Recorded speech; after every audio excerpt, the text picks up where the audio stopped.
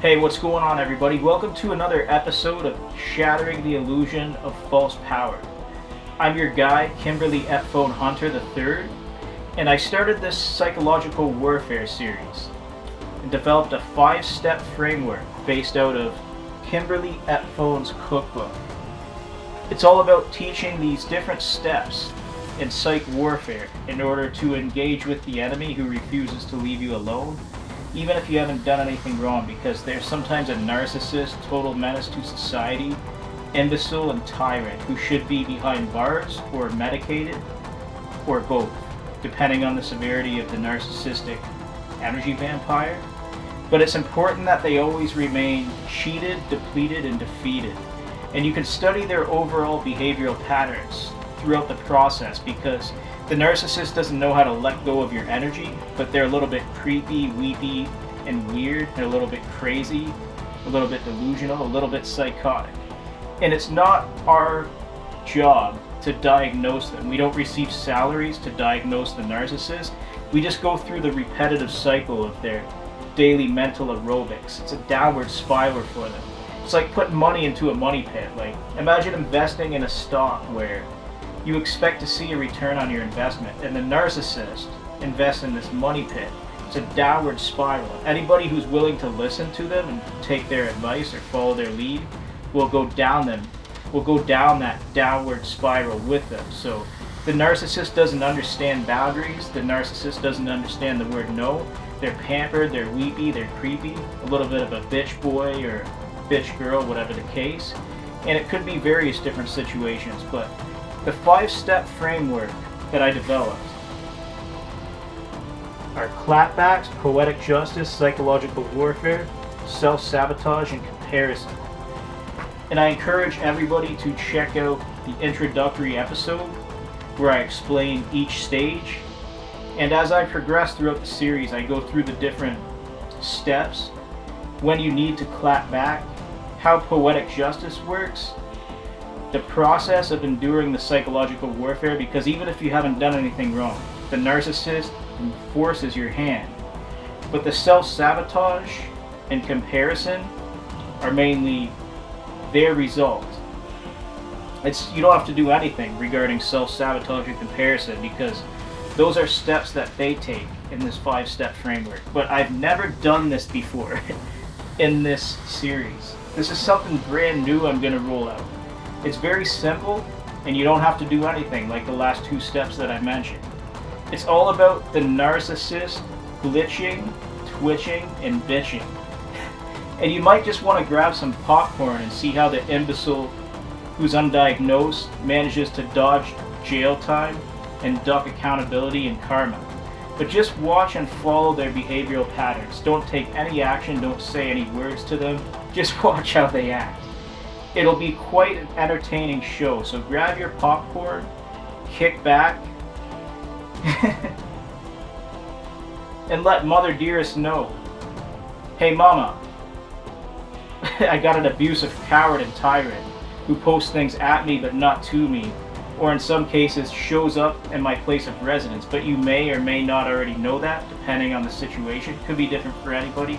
Could be both, but you never really know. Anyways, the 6th step, something I've never done before. Question mark. You see that? Question mark. The narcissist is so unpredictable with their downward spiral and throwing that endless cycle into that money pit where they just keep going down. They take anybody down who chooses to follow their lead, but they just continue to go down. The question mark is, you never really know how they're going to glitch out next. Now I'm going to provide 2 different examples. The first example is somebody who comes to my place of residence who I don't really know, but somebody else brings them to my place of residence. And I'm just under the assumption that it's a person who I can trust. But can you really trust somebody you don't know? Or in some more severe cases, can you trust somebody you do know? What if you couldn't trust either one of them? And that's what happened to me on Christmas time. I not only had my passport stolen from my house. This guy came into my house. He took out his cell phone and he snapped a picture of me when I was sitting inside my living room with my family. So like you're expected to have a peaceful holiday tradition if you're celebrating Christmas, right? This guy pulls out his cell phone and he snaps a cell phone picture of me. And then he's like kind of side-eyeing me a little bit. He's kind of like talking, and they're laughing. So I separated myself from the room, and I realized after that, despite not being able to trust the guy who took my picture, despite not being able to trust the person who brought him to my house, and despite not being able to trust the other individuals who just married into my family who are weird and said something that really rubbed me the wrong way, I separated myself from the room rather than engage in conflict. And I felt like that was the mature thing to do, but this is the question mark. Now imagine after that situation, they can come back around like nothing happened. And that's exactly what they're doing, and they will continue to do. But I'm not going to file a restraining order. I'm going to leave that question mark up for debate because I want to see what happens. Even though I won't be present in the same room, if the mental patient becomes psychotic enough, they may need to be removed from the premises as well as have restraining orders placed on them, since my passport was already stolen. There's no denying that. And the picture on the cell phone was taken of me. There's no denying that. And the weirdo was saying weird shit to me to intentionally upset me. There's no denying that. But we're just going to let it go and leave it up to the question mark. Now, that's a situation where, damn, sometimes it's the people closest to you, or maybe even the people who are not that close to you, who are narcissistic, weird, tyrannical, entitled, crazy, delusional, hateful for no real logical reason, entitled, like I already said. But they expect your downfall because it activates their pleasure centers. They're a little bit weepy, creepy, and weird, but it's up to us to leave them cheated, depleted, and defeated, depending on the severity of the case, where you really can't avoid it sometimes, but watch me, bitch, because I'm going in the other room.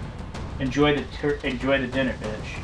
But the sixth step, question mark, baby, it's question mark.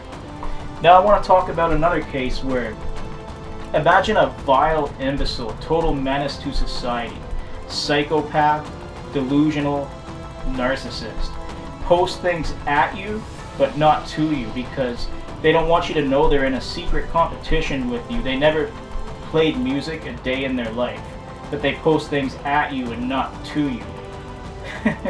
That's Ben and Jerry's ice cream, y'all. That's Ben and Jerry's ice cream. Can I get a lick? Can I get a lick?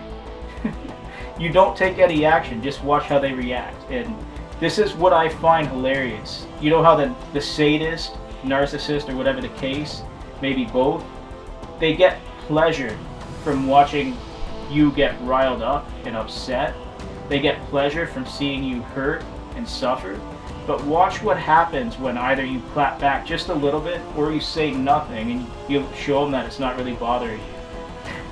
The psychopath will lower their mask and they will start unraveling their narcissistic, weird, crazy ways. And that's the question mark coming out. You can't even hide it anymore. And they'll start to do things like this. With their mouth movements, they'll be like it's affecting their work performance because they're posting at you but not to you. They have like this reward system based on playing in your energy, and they don't want to take accountability for doing it, but you're going to hold them accountable, and they'll be like, after you hold them accountable because they can't handle it. Now, how long would a narcissist last in a humiliation ritual? Maybe I didn't personally engage in the humiliation ritual, I just kind of pointed out the cracks in their mask a little bit. And I encourage people to checking out Unmasking the Narcissist to get a better understanding of how seeing through the cracks works, because this is specifically a 5-step framework, but the 6th step is the question mark, because not only does the narcissist defy all logic and prove the theory of evolution to be false, they don't understand reality, they feel too entitled, and they don't want to give up on their own self-destruction. So we're going to let them self-destruct, and we're just going to grab some popcorn and watch them self-destruct, and that's what the question mark's all about. So you're doing this, still posting at me but not to me, but you just can't stop. I know you just can't get enough. It's like, and they'll be twitching, glitching, a little bit of this, and you can see it, they're going crazy. This psychopath should be behind bars. But at least I don't have to place a restraining order on them as far as I know. Or do I? I don't know. But somebody who's comfortable taking cell phone pictures of me, stealing a passport, and then coming back around again, pretending like nothing happened. I don't know if I would file a restraining order. How could I prove that? It's kind of hard to prove, but I know that they did it. And I remember what was said to me. I haven't forgotten. I remember the strange behavior and coming around me acting funny, and I haven't forgotten, but that's what the question mark is for. And if I need to put it on video camera of somebody coming into the room that I'm at, I will. I can film them, and then I'll show it to the authorities if they want to go that far. But I'll be in a separate room the entire time. Otherwise, I don't like any of them, and I don't trust any of them. But I'm just going to end it there. Till next time, it's Kimmy Baby, signing out.